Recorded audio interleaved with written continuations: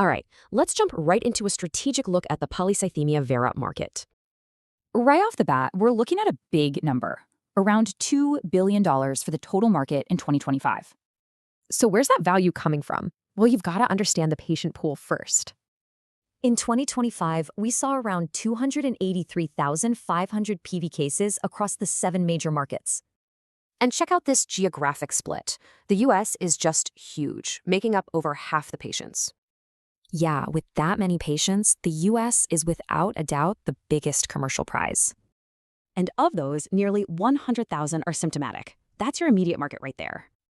Okay, so who's playing on the field right now? Let's talk about the competitive landscape.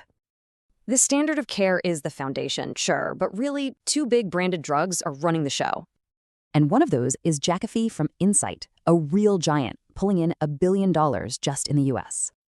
So you have 2 main players here, JAKAFI and BESREMi, each with their own unique challenges.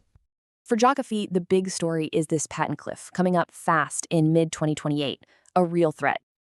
But a threat for one company is an opportunity for another. So what's in the pipeline?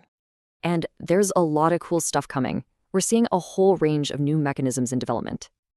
These are the ones closest to the finish line, the late-stage assets ready to shake things up. And you'll want to keep a very close eye on Rusfertide. It could launch as soon as late 2026. So you can see the field is widening, with companies like Protagonist and Merck joining the fray. Okay, let's boil this all down. What's really going to drive this market, and what could hold it back?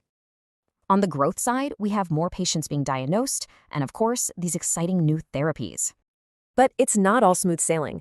That JAKAFI patent cliff is a big one, plus adherence issues. So what's the big takeaway here? How should you be thinking about your strategy?